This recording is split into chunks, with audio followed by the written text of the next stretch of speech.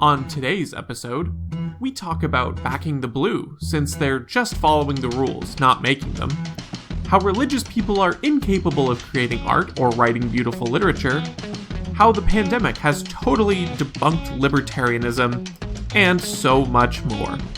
This is Cringe Posts. Welcome to Cringe Posts, the show where we take on the online takes that make you cringe. My name is Donald. And I'm Britt. And we are going to go through and we're going to take down some posts that you see. But before we take down posts of other people, we got to take down our own. And so this week we get to lambast Britt with this beautiful image. Again, if you're just listening to the audio, you're missing a gem because once again we get long hair Britt, but he's in this shirt that says I'll explain. It says "Don't make effing purple" is what it's called. So if anyone, say, that's what I thought.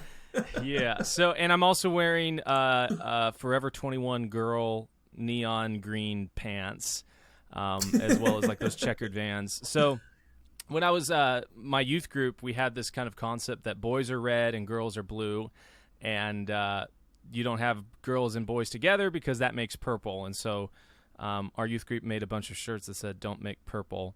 What's ironic is that I was hanging out at a girl's house when I wore that shirt, and those pants, man, I just can't. They leave very little to the imagination. I don't know why I thought that was cool. You know, my parents, they always talked about like, hey, like someday you're going to look back and you're going to think your hair looks stupid and the clothes you wear are stupid. I was like, no way, dude. This is so cool. Like everyone's doing this.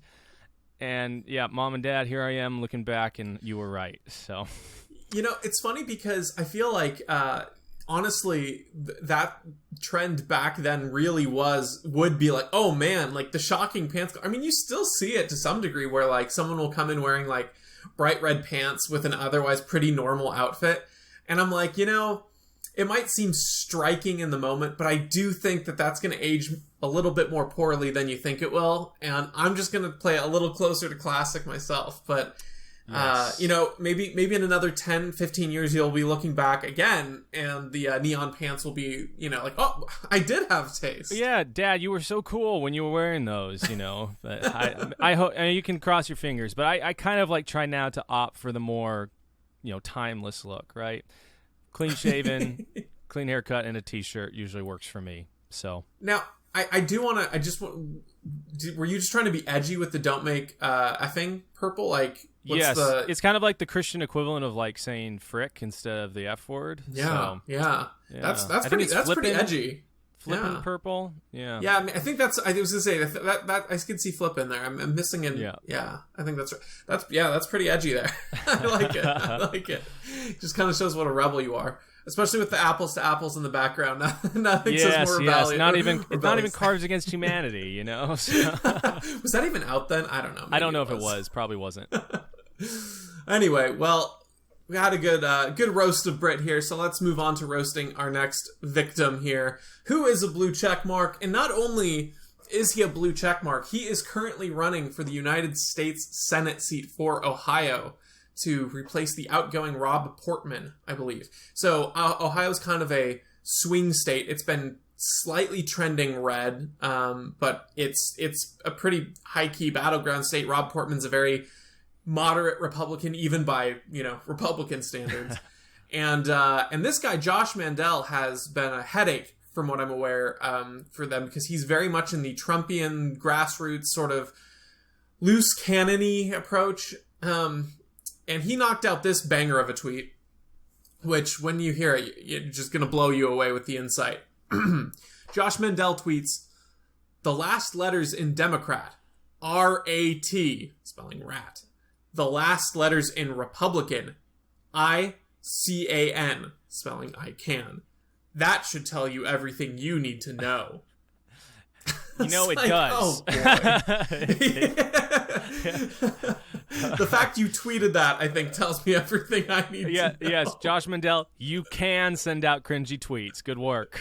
Yeah, like, holy cow, this is the level of of insult that when I was listening to talk radio as a kid, you know, I was like listening to Michael Medved or David Bose on Washington State's radio, like those are the kinds of insults I would think of because I was, you know, listening to parts of the book when I was like 7 or something. Like, holy cow, dude. You thought this was a good idea to tweet?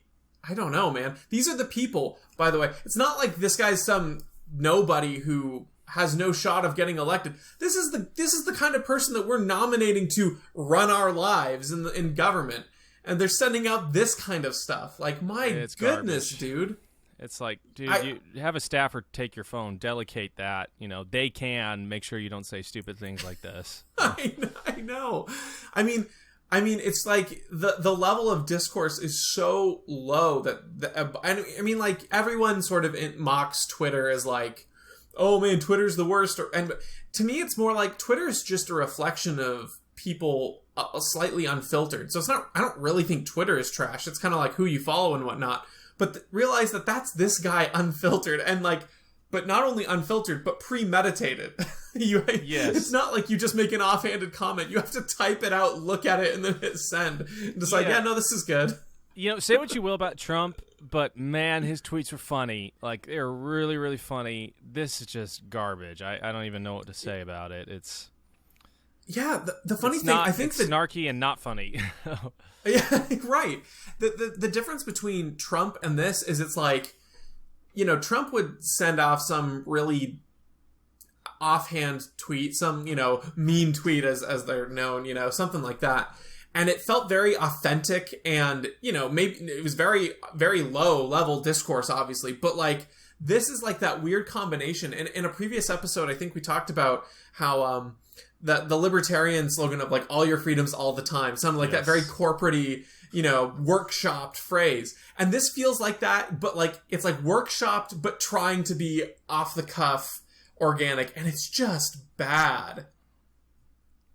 I don't have anything more to say about it. We don't need to dignify it, I think. No. Much more. No. I don't think so. We'll move on. But it was low-hanging fruit, and I wanted to pick it. So it's a good one. We are. It was a good one. All right. So moving on. This one is from also a series of blue check marks. This whole interaction. So we'll read these out.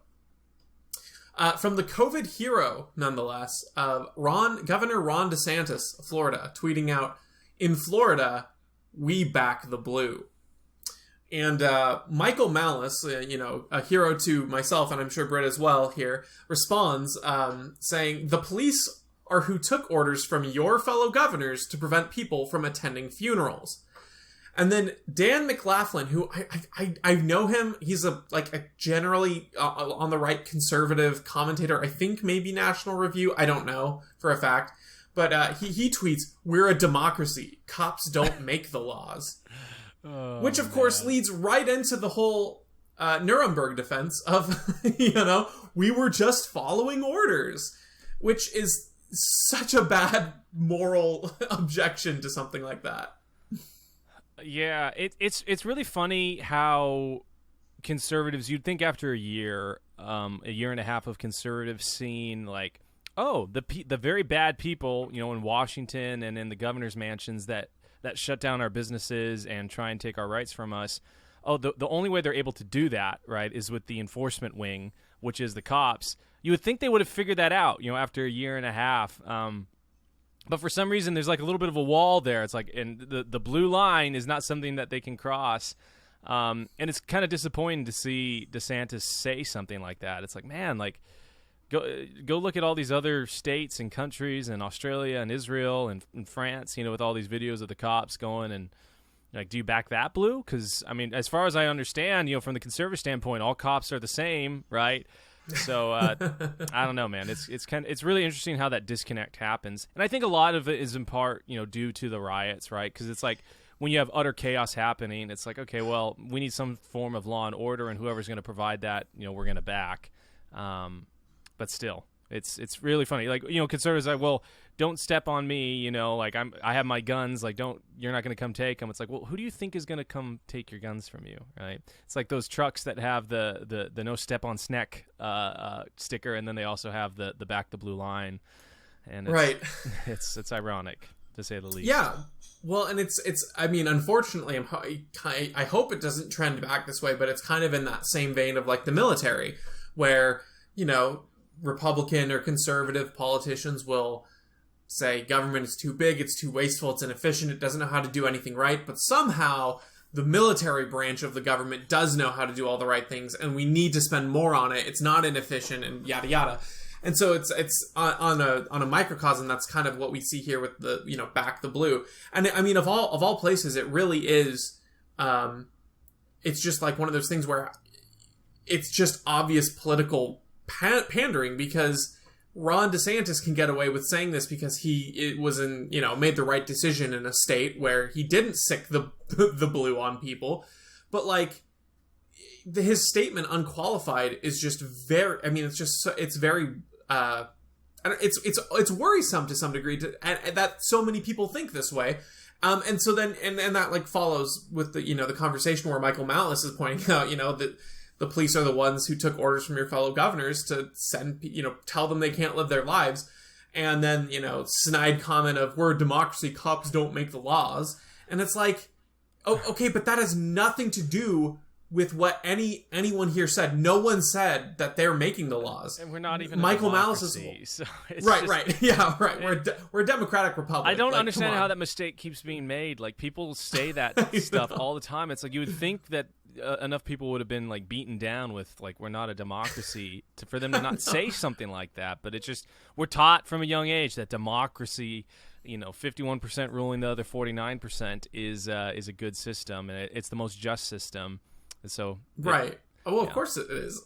But I mean, like, how could it not be just when we have the blue, the cops enforcing the laws? Mm-hmm. And it's like, it's funny because, like, these people, there's just this mindset of, if everyone or a majority of people are doing something, that makes it okay or right or excusable. It's like, no, even if you're the one person standing against the tide, like, if you're taking the morally correct position there, that's the morally correct position. And so it's like, if you're a cop and you've been given an unconstitutional, if that's the line you want to have, or just unethical law, like telling someone that they cannot go outside because Governor, you know, Joe and Smith said so. If you're the only cop saying, no, I'm not going to enforce this, and you pay the consequence, that's still the ethical choice. Yep. And every other cop who's not, you know, holding themselves to that ethical standard is still in the wrong. It doesn't make it like, well, he had no choice. He was ordered to do it. And the point's been made, where in the Nuremberg defense, which is, of course, during the Nuremberg trials, all the Nazi soldiers who were being tried, saying, I was just following orders, you know, when they committed these horrendous acts against the Jews and others. A point's been made that they even have more of a moral defense, because if they didn't follow orders, they were likely thrown in prison or shot and killed. And what you get in this is not fun. You might lose your job. You might be ostracized, but that's still a better choice than literally dying for it. So it's one of those things where, again, bad law, bad policy gets put in place, and then Republicans are fine to defend it just because, well, it's the law now. So, like, we got to follow the law. And God forbid we actually stand up on a principle other than conserving yesterday's law book, which, clocks changed. Now this new law is yesterday. So we gotta prevent people from going to their funerals. The governor ordered it, and we gotta back the blue. So it is what it is. You nailed it. Yeah. So anyway, unless there's anything else, I think we'll move on. Yeah. All right. We'll move to the next tweet here. Another blue check mark. We are just full of these great takes from public people. So, I believe her name was Catherine Valenti. I'm not sure. I believe she's an author, so I'm not familiar with her, but I believe her name is Catherine Valenti. Tweets, the pandemic has managed to do what so many couldn't. Just completely disprove libertarianism and all its brethren. No, people will not do the right thing if left to their own devices without the government. They won't even do so much as wear a small piece of cloth over their faces. Oh, man. This one's hard because it's like, you're just so abysmally wrong on any number of fronts. Like, where do I begin? The first being, like, do you think that the forcible lockdown of people in their homes and the ruination of people's lives was the right thing to do? And so, like, the government is completely, perfectly, morally justified in all of its actions? Because if that's the case, you've been very, very brainwashed, which I imagine it would come from someone in a tweet like this. But, like, I don't see how you can look at the collateral damage of the lockdowns and think, no, the government was perfectly justified and correct in doing what it did. Yeah, and that's what's so interesting about it, is they start from a standpoint of like, well, this is the right thing, and if people don't do it, you know, then obviously libertarianism doesn't work. But that's not even the moral framework with which libertarianism like looks at things, right? Libertarianism says, hey, like, if there's something that is in the best interest of people, like people are motivated by incentives, right? So if we had, say, for example, like 5 out of 10 people were dropping dead from COVID, I think it would be pretty easy. I think most people would probably be getting the vaccine. Most people would be wanting to stay indoors because they'd be incentivized, right? Because it's basically 50-50 shot. If you get COVID, you're going to die. But as it stands right now, right, it's like for basically anyone under the age of 55, it's something like a 99.98% chance if you get COVID that you'll die from it. So the incentive, it's like, okay, do I take a 0.002% chance of dying, or do I lose all of my work and livelihood, my house, everything I've worked for? For most people, I think the incentive is pretty clear which one you're going to lean towards. And so from that framework, right, people are doing the right thing. They're resisting it. Mm-hmm. It's only becomes a bad thing when the government comes in and you get the worst of both worlds, right? Because now you're not only able to go to work and stuff, but everyone is actively resisting it, and there's no actual good market signals for people to respond to, and because there's all this politics and stuff involved. And so that's what I think that's kind of what you're getting at. Like, it's wrong on so many levels, even at like, it's like you almost have to. She has to go read a few more books, about basic, like what libertarianism is, and how you get to, what it considers a morally correct or ethically, action, which is voluntary, right? If it's a voluntary transaction, it's ethical. If it's enacted by force, it's wrong. And so, by definition, the government's response to the pandemic from a libertarianism perspective is wrong. And so I guess she has a point there. I guess you can't count on the people in government doing things, doing the right thing. I think that's pretty clear. And if you can't count on them doing it, then how if you can't count on the normal people doing things right, how could you expect the government with all this power and selfish interest and lobbyists to do things correctly? Like, it kind of just defeats itself. Well, and I think that to your point there, there's some very easy examples of, well, let's say it's in people's self-interest probably to take care of their elderly relatives from a disease like this. So my guess is that if, uninhibited by government mandate and instruction, people in New York would not have had the retirees sent to a death sentence like former Governor Cuomo did, right? It's like the government in that case was not only dead wrong, but the emails that surfaced showed that it wasn't like an accident. It wasn't just gross mishandling. It was I actively don't care that this is a death sentence level of pernicious and evil. So it's like, yeah, so again, like you're saying, okay, so let's say that people aren't going to do the right thing left to their own devices. So you want those people in charge? Because what that does is it sends the elder people, the very people who are vulnerable from this, into a death camp, and restricts the movement of people who aren't vulnerable. Yep. And secondly, if you need even more evidence, the report that's come out from investigations are showing that Anthony Fauci has in fact been lying about his collaboration with the Wuhan lab and about our funding gain of function research and those kinds of things. And so it's like, yes, now we are now we have exposed this, very obviously fraudulent person who's been directing everyone's actions and behavior and all that for the past year as part of the government. So no, I think the people who were able to look through the fog of lies that the media was putting out, look at the data, look at the charts, make their own decisions, I think they've been vindicated time and time again through this pandemic. And voluntary actions have been proven to be the best way, that the happiest, the most effective lives in the past year have been that way. I can't tell you how many people I know And, it's anecdotal, but people I know that and I've heard from who obeyed the lockdowns and followed the science and followed science, TM, quotes, I should say, and felt like the rug was pulled out from under them every turn. You just need 2 weeks. You just need to wait for a vaccine. Well, you just need the second dose. Well, you just need the booster shot. Well, we don't really know if that's ever going to be effective. And they're the most depressed people I know. The pandemic treated them horribly. All other things notwithstanding. Like, even if they didn't have something terrible like job loss or, other mental health issues that are outright that way, like, this devastated them. Whereas people who made their own decisions and lived their life the best they could through it, comparatively way better and like way happier. So no, I don't think this disproved libertarianism by any means, and I think it only showed me that the government is completely inept and that the only people who can run my life is me, and the only person who can run your life is you. So yeah, this is I was having this conversation with someone this past week, but it's like, you think, if they invented a vaccine for cancer, which I know, okay, everyone, like, you can't make a vaccine for cancer, it's not the same thing, but if they made a cure for cancer, do you think you'd need to threaten people to take it? Right.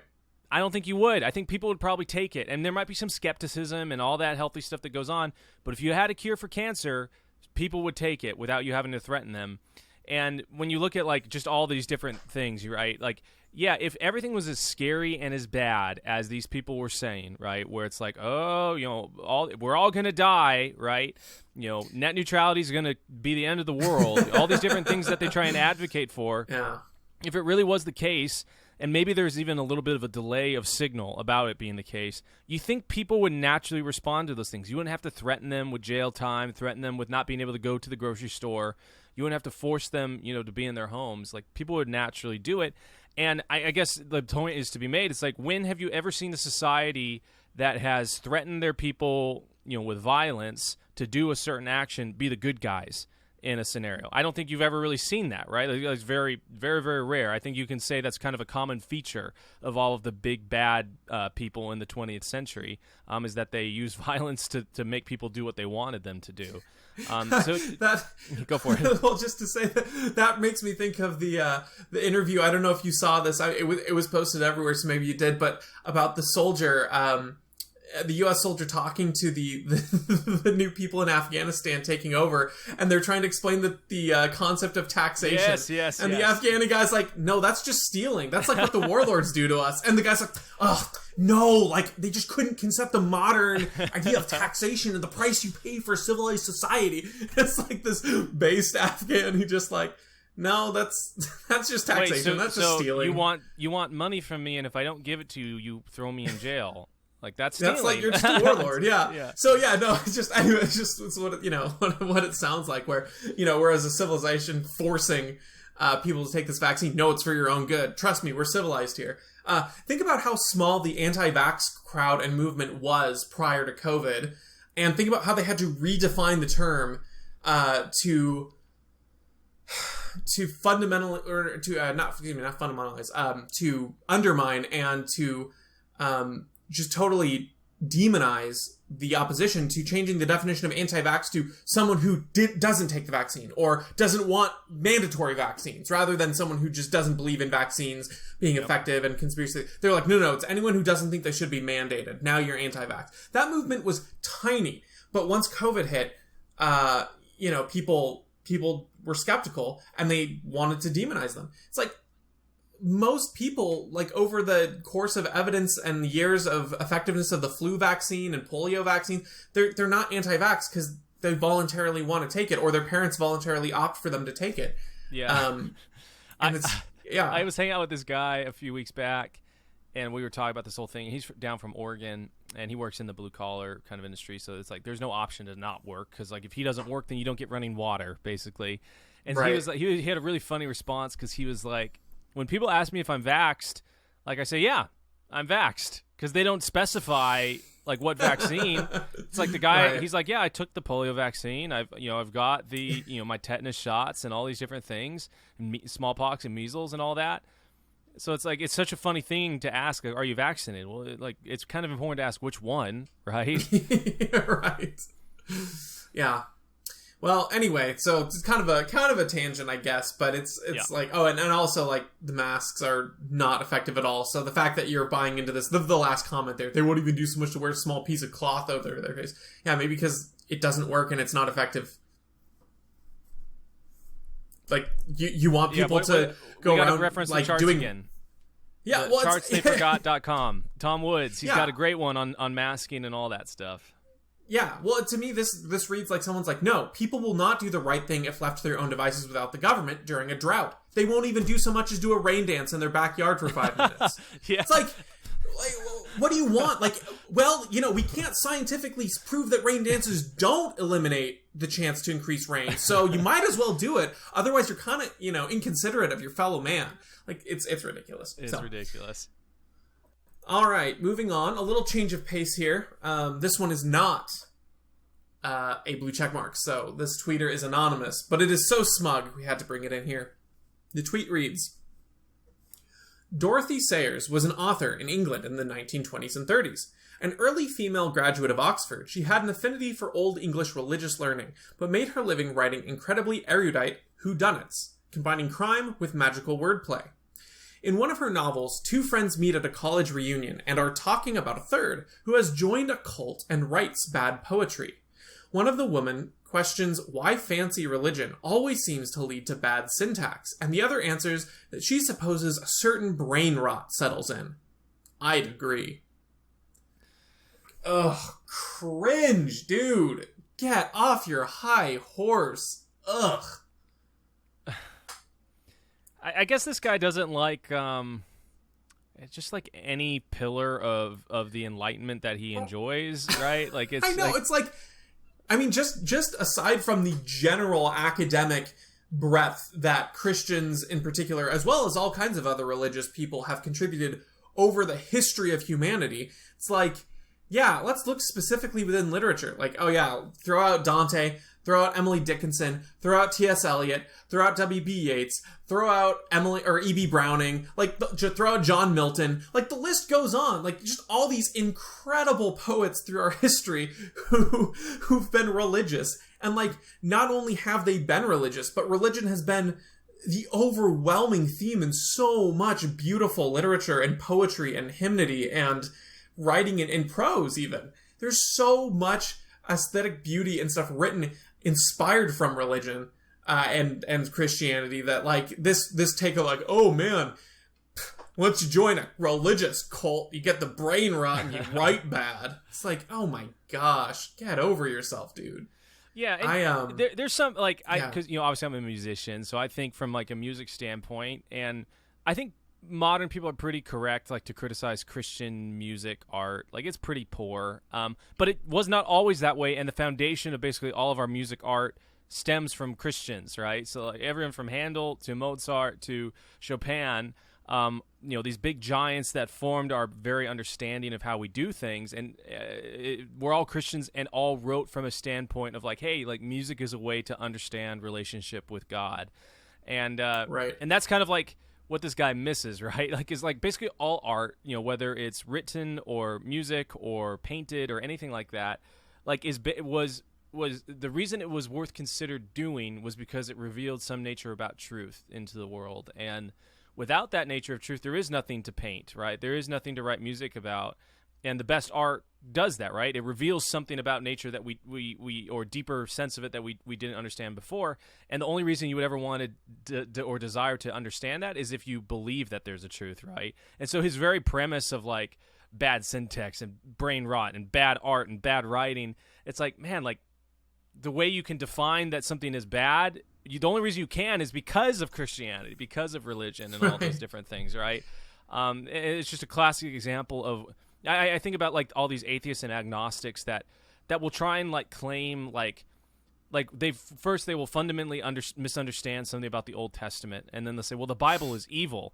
And it's like, okay, like, great, like, we can discuss that, but first of all, like, how do you think you got your understanding of what is evil or is good, right? Like without right, exactly. Christianity, you're kind of awash in a sea. You have no idea. And so this guy kind of reminds me of one of those. He just thought to put it out on the internet and immortality so that we could all see it. But yeah. Well, I you know, we don't have time to go into a whole discussion of it, but I completely agree. And there is an argument to be had that like the burden of proving the idea of aesthetic and beauty falls on someone who is not theistic to like give me a definition that is not theistic in nature, because like historically speaking, that is what aesthetic was, right? It's like a nature of God, and like the idea that the beautiful can exist because there is the good. There's an eternal and there's form. the morally good.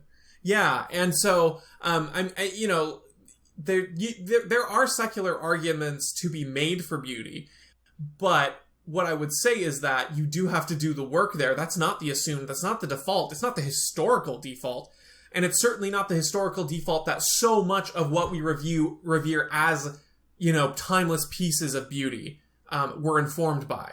So, at best, like, you can say that, yeah, we now have a secular definition of beauty that works for us, I guess. But even then, you still have to contend that the art that we still revere and still hold to a beauteous standard and historically has been informed by religious feelings and motivation. So there's this you know, sneering, oh, the brain rot sets in, is just stupid and childish at best, yes. I guess. Yep, I agree with you there.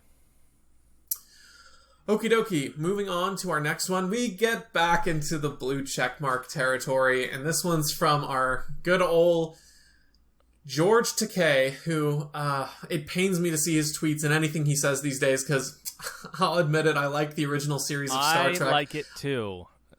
I watched every Sunday. My dad had recorded them on VHSs. We had every episode on VHS. We'd watch them, and then he bought the DVD collection as they released them. So I'm a sucker for the original series. I love Sulu, and then, man, there's like one take in a million that he has that doesn't suck. But so many of them are so bad. They're so bad. And this is one of them. So we'll go over. George Takei tweets, "Telling me you are proudly unvaccinated is like telling me you're a drunk driver. You're not a patriot. You're not a freedom fighter. You're a menace." and let's start by when we found this, you know, Britt and I were talking, we totally agree that like the person who would sort of obnoxiously come in your face and proudly say, "I'm unvaccinated," like, yeah, that is obnoxious. That's not like a great quality necessarily. It's not an admirable thing. But to say you're a menace? Okay, buddy. It's kind of, I think it was, was it last week or the week before, we had the guy that said, he's like, now that the vaccine is FDA approved, like, it's your duty. There's no higher honor or freedom but to just buck up and take it, right? It's... Yeah, obviously, I would never like anyone coming up to me, proudly telling me they're unvaccinated. Just like I kind of don't like George Takei coming up and telling me proudly that he's vaccinated and that I'm, you know, a menace for not being. So it's like none of your business, dude. Like, what gets me about this guy, you know, like he talks about how he was put in the Japanese internment camps, you know, when everything was going on. It's like you'd think you'd have a little bit more skepticism about, you know, the narrative and the governmental narrative about where things are going, and be a little bit more skeptical about, you know, even we're going to get partisan, like the Democrats, right? The Democrats, the party that put him and his family in confiscated property and put them in concentration camps. It's like, man, it's just weird that he is the way that he is. I would expect him to be one of those leftists that like is really, really good about overreach and has some bad opinions economically, right? Like that's how I'd expect him to be, but he's just like full blown like terrible.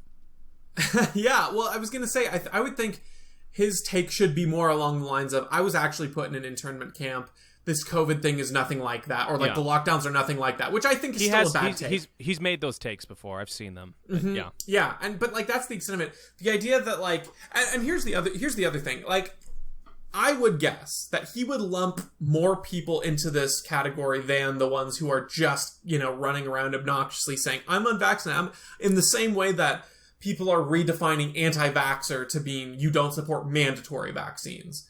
And if that is the case, and so maybe I'm off the mark here, and if so, I apologize to George Takei. Just don't have a lot of faith in his takes, if I'm being honest.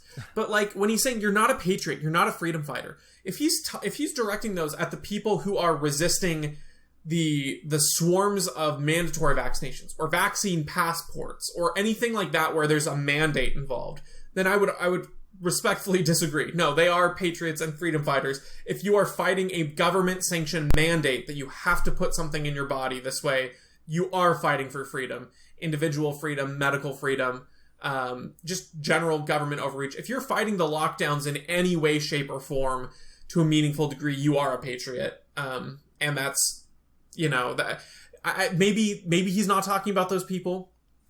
I somehow doubt he's having that charitable of an interpretation. But when he's talking about people in this broad swath, I would tend to think he's sort of including everyone in that camp. Yeah. Yep. All right. Man, Sulu, you got it so wrong. I know, seriously. I was going to say, I don't want to make people cringe anymore at home. Otherwise, I'm sure I'd make some, warp factor X joke or something like that. I'm going to spare you the cringe line here. So hey, then we'd have some good stuff for the future, though, right? When you need to. You're right. I need to. Yeah. Just a week ago, Donnie made this terrible Star Trek reference. Yeah, I'll work on it for the future. Okay. So we're gonna go ahead and take down this last cringe post, and it's a quote tweet. So I'll read the original, the tweet that's being quoted, and then the quote tweet that is the cringe. So the original tweet is from the great Tom Woods, and he's quote tweeting someone else, and I don't remember what that original tweet was, but based on Tom's tweet, it's pretty obvious, talking about something about like without the government, who would build the roads? Pretty classic line. And Tom tweets, imagine someone so utterly unimaginative that he cannot conceive of how long stretches of tar might be laid down cooperatively. Great tweet.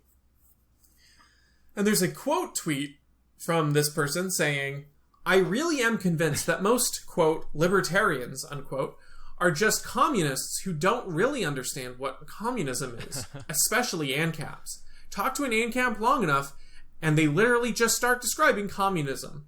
What a weird world. Now, I don't know about you, Brett, but when I think about ANCAPs and communists, there's one very major difference that I think of. And to me, that's voluntary or coercion or government force. I don't know. Those are kind of the things that just float in my mind. What about you? Yeah, I thought of that one, and then I thought of two words that start with private and end with property. Yeah, right. Yeah. We had someone on our Instagram. I can't remember if we posted this or we posted something else, and they're like, "Well, how would the government do roads?" Like, and it's like, man, like. He's like, would there be a bunch of tolls? Like, how would this all work? I'm like, well, like, think about it this way, right? When you go to a grocery store, and if every single grocery store charged tolls for you to use their parking lot, and then a grocery store opened up that didn't have tolls for doing its parking lot, which grocery store do you think you'd be more inclined to go to? And if you're more inclined to do that, I mean, what's the big difference between doing a road and doing a parking lot? Like, they're functionally the same thing, right? Cars drive on them. It's a bunch of stretches of tar laid down. They serve the purpose of getting you to that business. They have to be planned out. And people just like, it's kind of weird that people, and here's the thing. Majority of roads are built by private contractors, right, that are hired by the government. But you don't think that, like, I think about, like, the Rockefellers, right, where they created their own vertical supply chain to ship stuff from Brazil all the way to here and from China to here. And it's like, man, which is more difficult? Figuring out how to get, a road from point A to point B, or figuring out how to vertically integrate a supply chain from another country so that you can, like, sell products at discounted prices. And it's like, okay, well, if business can solve that other issue, I'm pretty sure business would be, incentivized to solve this other one. And it's just like, and what these communists and leftists like assume is that, like, well, if it's cooperative, like, then it must be communism. Like, there's no way that, like, anyone would work together of their own volition. Capitalism is all about greed, and greed is good. Gordon Gekko. And it's like, no, like that's not what capitalism is. And capitalism is like, hey, you have something, I have something. Maybe I specialize in something and you specialize in something. I don't want to just be specialized in raising chickens and only ever eat eggs. And you don't want to be specialized only in raising cows and only ever eat, milk or drink milk or eat cow meat. So like, let's trade, right? So that way I have like a full breakfast table full of stuff and everyone is better off. And I can produce more things because I've specialized and you can produce more and everyone wins because of that. But for some reason, they don't think that without coercion and force, people will work together. But somehow we're supposed to get to that point of people working together without, like, it's just a really weird thought. Like, how do you get to communism without, like, having coercion and force and violence and bad things happen? Like, it must happen. Well, and the funny thing to me is it's like, even in this system where, like, if you're thinking about things like governments that run roads right now, in many ways, are closer to communism than a free market, right? Like, yep. It's sort of involuntarily taking funds, and you're getting the funds through different sources that are voluntary. But like, when I go to pay gas, I'm not like thinking, boy, I am buying gas and road repair here, right? Even though that's a tax that's baked in. I'm just like, I'm buying gas for my car or whatever, and then there's different taxes where they're gonna fund it, but sort of, more or less involuntarily taken from different sources and then laid down, and you don't really have a choice in how that's done or how it's fit. And so roads that really are in disrepair near you don't have any way to direct your funds or to withhold your funds until those get fixed. You have no power in a market sense to fix those things. So even in our sort of communist-ish road system, the most effective, or not the most effective, but you even see capitalism and the free market profit and like instead of fixing problems there, when you have the what did Domino's call it? It was the paving for pizza project, right? Where they went around to every 50 states and they repaired at least one road, like with potholes and stuff, and they put Domino's pizza on it, and they did it through grants, through donations, but also because it was great advertising for them. And like, they were able to get people pizzas on better roads, because when you're driving on a bad road, your pizza actually gets screwed up when you're carrying a bunch of them for delivery. So like, it's a win-win. And this person being like, I'm just convinced they're not sure what communism is. I'm just convinced you don't understand what voluntary cooperation is. Yeah. I'm shilling for a project I work for, but if you have time, looking up Free Markets Destroys YouTube channel, there's a video called What is a Free Market? It's about 8 minutes. And it's a really good breakdown talking about like a market doesn't have to have anything to do with monetary exchange, right? It's all about voluntary cooperation. It's all about like, I'm not going to hurt you. You're not going to hurt me. We can agree to do things together. And then if people aren't breaking the rules, you don't need permission to, like you aren't like cheating another person. You don't need permission to innovate and things like that. And it breaks down, but it's like under communism, like you have no permission to do anything without the state telling you to, because you don't own anything. You have no private property, like you said. Everything you do has to be either allowed or coerced by the government. And so to think that just because roads can be laid down cooperatively through voluntary cooperation, you're referring to communism of any sort, is a childish view of communism and of capitalism. It was funny. I didn't know that about Domino's. Whenever someone talks about like, well, like if it's capitalism and free markets and services will like deteriorate, right? Like a great example is the roads. Obviously, like your point about consumers being able to dictate where their dollars go helps fund better and better things of that service, right? That's just right. True. Like you can tell that. But what I like to tell people though is like, okay, well, like let's just take roads out of it. Like, would you rather use a public bathroom at a rest stop, or would you rather use a bathroom at a Starbucks? Like, which one would you rather use? Which one do you think is going to be cleaner and not be destroyed? And it's like everyone knows intuitively the private business is going to have a better bathroom in it. Everyone knows intuitively that if I want something to arrive at someone else's house, or I have to ship something really important, I'm probably going to use FedEx or UPS, and I'm probably going to avoid the United States Postal Service. Here in Renton, shout out to my local postal office. Just terrible, like absolutely terrible. my company, we had a bunch of checks arriving in the mail. They put it in the wrong, consistently. They put it in the wrong P.O. box. We consistently get, important mail like insurance mail and all this other stuff in our box because the person obviously can't tell the difference between 501 Grandy and 501 Bronson. So it's like, I've never had an issue with UPS or FedEx, and if I ever did have an issue, I'm sure they would do their best to make it right. And that's not to say that people don't have bad experiences with that, but what the underlying thing is like incentives matter, right? When your job performance and your ability, or when your financial situation is dependent on your job performance, you generally are going to do a lot better job. The big difference between like government and private businesses is when the government doesn't do a good job or hold up its end of the bargain, it's your fault because you didn't give them enough of your taxes, so they need more of it. That doesn't sound very cooperative, right? Like, that doesn't sound like teamwork. That sounds like someone pointing a gun to your head and telling you what you need to do. Yeah. Well, and just to hit back on this, like, this guy talking to an ANCAP long enough and they just start describing communism, and it's like, in a very narrow sense, I can understand how you might get there in some sort of concepts, like the concept of everyone coming together to create something, or everyone, stretching tar over long stretches to create roads. And that's about where these similarities stop, because, again, one is central control, central planning to the max, and that is how societies run, right? Like, a few people sit at the top, and then there's no other hierarchies except for the single biggest hierarchy in humankind that has historically caused the death of hundreds of thousands. But never mind that kind of hierarchy, because all other hierarchies are eliminated, right? I'm sure there's no other hierarchies amongst the common people, or the people who work for the government, or the people within the government who work for the government. I'm sure there's no hierarchies there either. Versus a system where, hierarchies exist, and what's rewarded is the most effective and helpful and beneficial.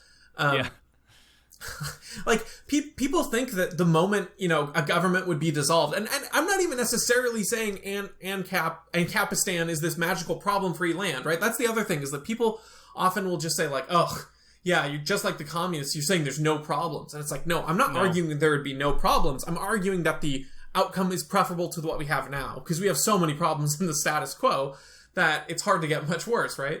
But you can, in just going to communism.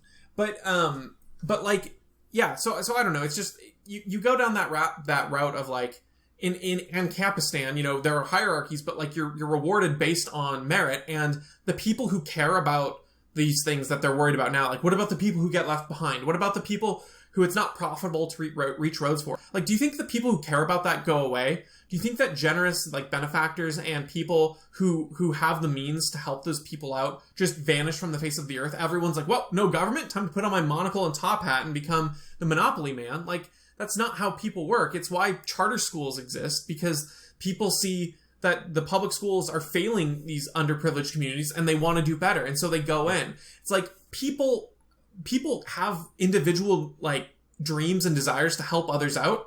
And when you empower them to be able to do that without the red tape, you don't provide false competition at an unreachable price, and you allow a society to have people take charge of themselves and take charge of others to take care of them, rather than relying on the government to do that. You actually end up with much better outcomes, because people don't default to letting the government handle it, or relaxing because they can just tax and fix the problem that way.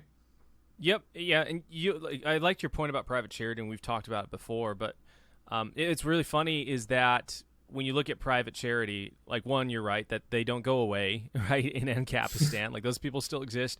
And then two, these people that are private benefactors use their money way, way more effectively than the government ever does, right? So for private charity, 70% of all the money that they receive actually arrives at the person's, that they're trying to help's doorstep, and is used to help them, while 30% on average is used for administrative costs. When you look at government, it's totally opposite, right? 30% is used for the actual person they're claiming to help, and 70% is used on administrative and bureaucratic stuff. So in a free market, not only do you still have these benefactors around, but they also have more of their money to use, and they use it more, like, way better than the previous governmental social programs ever could, right? So it's a compounding effect that means everyone is better off.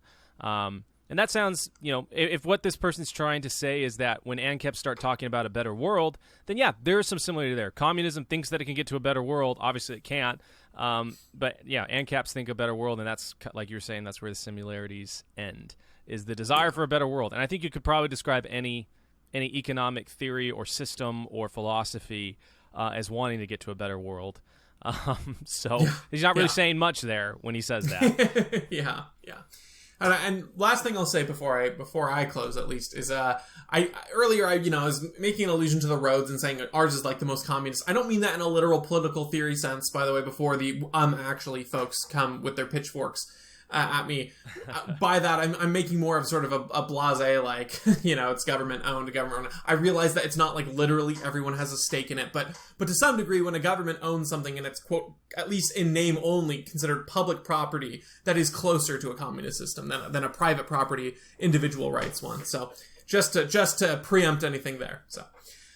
All right, with that, I think we're finished. So thank you so much for joining us for another episode of Cringe Posts, and we will see ya on the next one. Catch you later.